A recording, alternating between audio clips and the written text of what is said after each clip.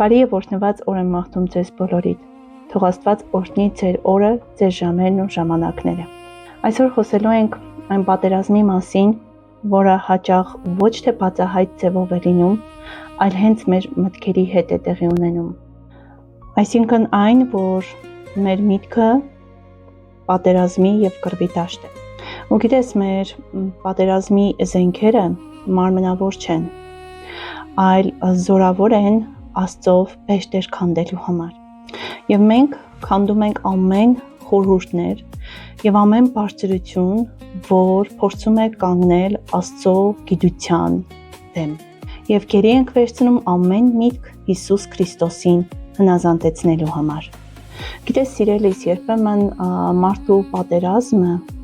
այն չէ, ինչ որ իր շուրջը պտտվում է, այսինքն իր ընտանիքի մեջ չէ, իր հարազատների մեջ չէ, կամ ընկերների, կամ ֆինանսների, կամ աշխատանքի, այլ շատ հաճախ պատերազմները տեղի ունենում հենց մեր մտքերի մեջ։ Դու կարող ես արտաքինից շփտալ, արտաքինից ուրախ շփվել մարդկանց հետ, գնալ եկեղեցի, երգել, աղոթել, բայց միևնույն ժամանակ ներսում ունենալ մի պատերազմ, որի մասին ոչ մեկ չգիտի։ Եվ այդ պատերազմը սկսվում է ընդամենը մեկ մտքից, որ դու անկարող մարդ ես, որ դու չես կարող, գուցե քո հիվանդությունը քեզ կործանելու է, կամ դու երբեք չես բժշկվելու, դու չես փոխվելու, կամ դու լավ մարդ չես, քեզ չեն սիրում, քեզ չեն հարգում ու նման լիքը մտքեր,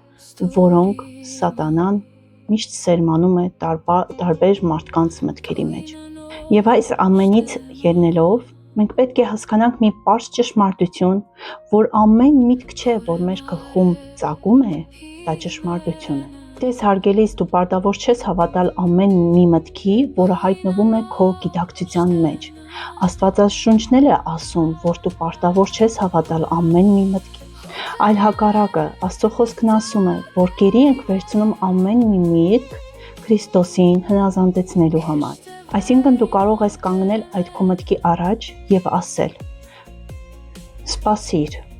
գուցե այս խոսքը Աստծուց չէ, քննեմ, կամ ով ասեց, որ ես չեմ կարող, կամ ով ասեց, որ ես արժանի չեմ կամ սիրված չեմ։ Ամեն խոսքը քննենք Աստծո խոսքի համաձայն, ամեն միտքը։ Հարգելիս, միտքը կռվի դաշտ է, եւ թշնամու ամենաառաջին նպատակներից մեկը փոխել մարդու մտածելակերպը, եւ նա այդ սկսում է մտքի մեջ սերմեր գցելով։ Ու նույնիսկ մտքերի միջոցով քեզ կարողանա համոզել, որ դու պարտված ես, ու հենց այն ժամանակ, երբ որ դու արդեն հաղթանակի ճանապարհին ես։ Եվ ցես օրինակս բերեմ Իսրայել ժողովրդի պատմությունը։ Երբ որ նրանք կանգնած էին Քանանի երկրի առաջ, 10 հետախույզ ետ վերադարձան եւ ասացին, որ մենք չենք կարողանա բարձրանալ այնտեղ, որովհետեւ նրանք մեզանից ուժեղ էին։ Բայց Հեսուն ու Քաղեբը այլ բան տեսան։ Նույն երկիրներ, նույն հսկաներն էին, նույն իրավիճակներ, բայց մտածելակերպերը տարբեր էին։ Մեկը տեսավ հսկային ու ասեց մենք վերջացած ենք, իսկ մյուսը տեսավ հսկային ու ասեց Աստված մեր հետ է։ Եվ սա է տարբերությունը, սիրելիս։ Մարդը չի կարող երբեմն փոխել այն, ինչ տեսնում է, բայց Աստված կարող է փոխել այն այնպես, ինչպես դու ուզում ես այն տեսնել։ Եվ թշնամին ասեմ, որ նաև հաճախ հարձակվում է քո ինքնագնահատականի վրա։ Եվ ինչ է անում թշնամին։ Հաճախ մտքերով այնպիսի սերմեր է գցում, որ դու մտածես դու արժանի չես։ Իսկ Աստված մեզ հակառակն է ասում, որ մենք Տիրոջ գերագույն ստեղծագործությունն ենք։ Նա կարող է սերմեր գցել, որ քո անցյալը քեզ սահմանում է, սահման է դնում քո առաջ, իսկ Աստված ինչ է ասում, որ դու նոր ես Քրիստոսի մեջ։ Եվ կարող է քեզ համոզել, որ դու ընկած վիճակում ես, որ դու ընկել ես, իսկ Աստծո խոսքն ասում է, արտարը 7 անգամ էլ ընկնի, կկանգնի։ Քեզ ասի դու մենակ ես, քեզ թողել են, իսկ Աստված ասում է, ես քեզ երբեք չեմ թողնի եւ չեմ լքի։ Տեսնում ես, Գիտես, պատերազմը սկսում է այն ժամանակ, ոչ թե երբ որ իրավիճակը փոխված է, այլ այն ժամանակ, երբ որ դու սկսում ես սխալ ձայներին հավատալ։ Իսկ ինչպես տարբերել ձայները։ Շատ մարդիկ են իրանց մեջ հարց տալիս, ինչպես հասկանամ, այս միտքը Աստծուց է, թե ոչ։ Ու ամենաառաջին չափանիշը Աստծո խոսքն է։ Եթե մի միտք, որը քեզ գալիս է ու հակասում է Աստծո ճշմարտությանը, ուրեմն քո միտքը չկառուցես այդ սխալ հիմքի վրա։ Մեր Աստված կարող է մեզ ցույց տալ մեր սխալը։ Աստված կարող է մեզ խրատել։ Աստված մեզ կարող է ասել, որ մենք ապաշխարենք, բայց երբեք Աստծո նպատակը այն չէ, որ մեզ հուսահատեցնի, այլ մեզ դեպի իրան բերի։ Մտքի հարձակման ժամանակ մեղադրանքը քեզ ասում է. դու վատ մարդ ես, դու այլևս ոչ մի ձևով չես վերականգնվի։ Իսկ Աստված ասում է. ես քեզ ներել եմ, հետ արի եւ ես քեզ կվերականգնեմ։ Այստեղ տարբերությունը հսկայական է։ Դրա համար էլ ամեն մի միտք, որը թշնամին փորձում է սերմեր գցել մեր մտքի մեջ, մենք պետք է քննենք Աստծո խոսքի համաձայն։ Եթե հանկարծ թշնամին քեզ միտք բերի, որ Աստված քեզ մոռացել է, հիշեցնեմ քեզ Եղիային, ով հաղթանակից հետո հայտնվեց անապատում։ Նշեմ, հաղթանակից հետո անապատում հայտնվեց ու այնքան հուսահատվեց, որ ցանկացավ մահանալ։ Բայց այս բան մտածեց, այլ հակառակը։ Նա մոտեցավ Եղիային, սնունդ տվեց, ուժ տվեց, հանգիստ տվեց եւ հետո կրկին խոսեց նրա հետ։ Սա շատ կարևոր է, սիրելիս։ Գիտես, քո հուսահատ պահը դեռ չի նշանակում, որ Աստված քեզ լքել է։ Երբեմն լինում է, որ ես եւ դու այնքան հուսահատված ու հոգնած ենք լինում, որ չենք կարողանում նկատել այն, ինչ Աստված դեռ անում է։ Եվ մի բան էլ, երբեք չփորձես պատերազմել քո մտքերի դեմ քո սեփական ուժերով։ Եթե անընդհատ փորձում ես մտածել, թե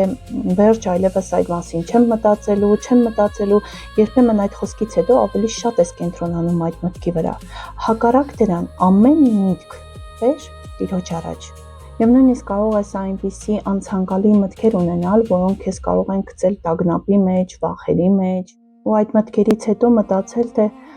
տեսնես ինչի ես այս մտքերը մտածեցի, գուցե ես այդպիսին եմ։ Ոչ։ Մտքի հայտնվելը դեռ չի նշանակում, որ դու դա ընտրել ես կամ ցանկացել ես, որ այդ մտքերը լինեն։ Դու կարող ես ընտրել ինչի հետևից գնալ եւ ինչին հավատալ։ Դրա համար էլ Պողոսը ասում է. գերի ենք վերցնում ամեն միտք։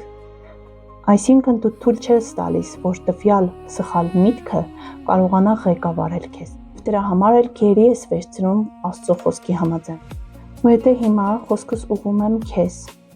եթե դու պատերազմներ ունես մտքիդ մեջ, կամ ունես վախ ինչ-որ մտքից ելնելով, եթե քո մտքերում ձայներ են պտտվում, որոնք քեզ հուսահատեցնում են,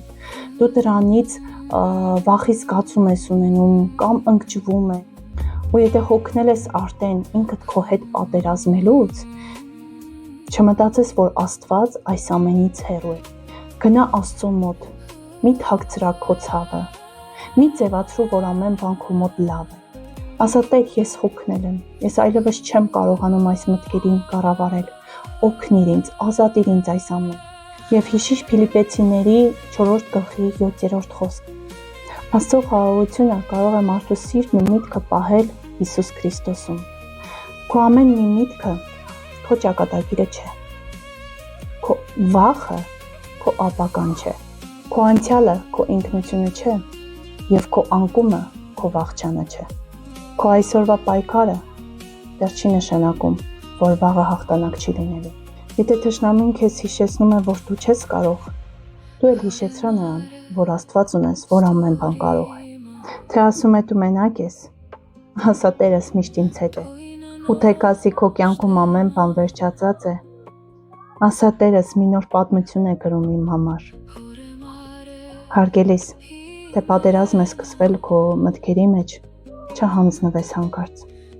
Ծնկի եկ, բացիր Աստվածաշունչ, հիշիր Աստծո խոստումները եւ չդադարես աղոթել։ Ամեն մի սուտ մտքի առաջ դիր Աստծո կենդանի ճշմարտությունը։ Ու ինչքան էլ այսօր քո կյանքում քո միտքը դառնա պատերազմի դաշտ, հիշիր, որ վերջի խոսքը Աստծունն է։ Իսկ եթե Աստված ունի խոստումներ քո կյանքի վրա, ոչ մի սուտ միտք, ոչ մի դատարկ միտք չի կարող վերցնել այն, ինչ Աստված արդեն նախապատրաստել է քեզ համար։ Քեզ մնում է ուղղակի չվերցնել այն միտքը, որը